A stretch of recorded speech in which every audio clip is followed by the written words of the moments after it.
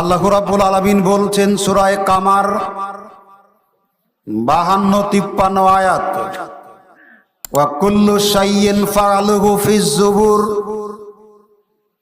আমি আল্লাহ সুবহানাহু ওয়া তাআলা প্রত্যেকটা মাখলুকাতের, প্রত্যেকটা সৃষ্টির তকদির, ভাগ্য লিপি, আয়, ইনকাম, উপার্জন সবকিছু আগে লিপিবদ্ধ করে রেখেছি।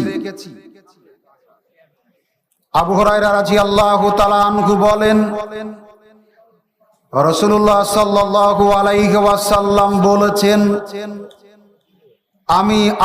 আমরা যখন মায়ের পেটে ছিলাম, বয়স 41, তখন আমরা ছিলাম বীর্যের আকারে।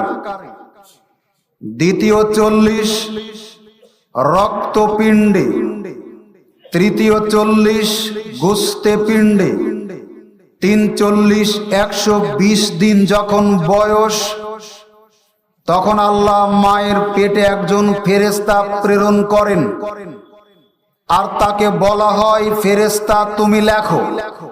ফেরেশতা বলেন, আমি কি লিখব?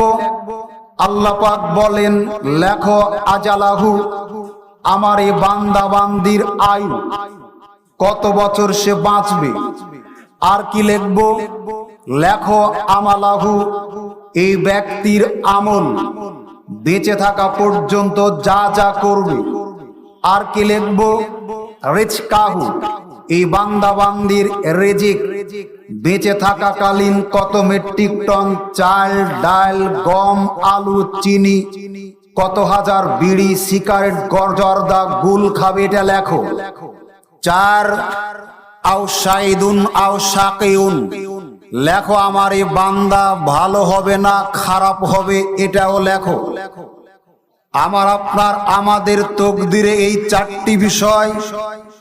আমরা যখন মায়ের পেটে 120 দিন বয়স, তখন আল্লাহ ফেরেশতা দিয়ে লিখে দিয়েছেন। রাসূলুল্লাহ সাল্লাল্লাহু আলাইহি ওয়াসাল্লাম বলেন, কাতাবাল্লাহুল মাকাদিরাল খালায়েকে কাবলা আন ইয়াখলুকাস সামাওয়াতি ওয়াল আরজা বি50 আলফা সানাতিন। আসমান জমিন সৃষ্টি করার 50,000 বছর আগে আল্লাহ তার সৃষ্টি জগতের তকদিরটা লিখে রেখেছেন। তাহলে আপনি কেন বিপদগামী হয়ে টাকা পয়সা ইনকাম করতে গেলেন? আপনি কেন গাঁজা বিক্রি করে আপনার পরিবারের উন্নতি ঘটাতে গেলেন? আপনি কেন মাস্তানি করে, চাঁদাবাজি করে, টেন্ডারবাজি করে, ত্রাসের রাজত্ব কায়েম করে, মানুষকে ঠকিয়ে জমি দখল করে, শরিকানা ফাঁকি দিয়ে আপনার নিজের সম্পদকে বাড়াতে গেলেন? আপনার যেই পরিমাণ সম্পদের মালিক হবেন, আল্লাহ তো এটা লিখেই রেখেছেন।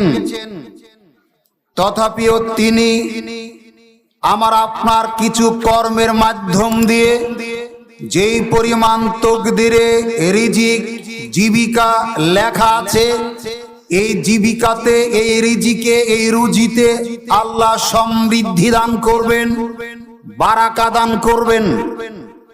এজন্য আমাদের উচিত যাবতীয় অবৈধ পথ পরিহার করে বৈধ পথে জীবিকাতে প্রবৃদ্ধি আনার, বারাকাত আনার প্রচেষ্টা করা।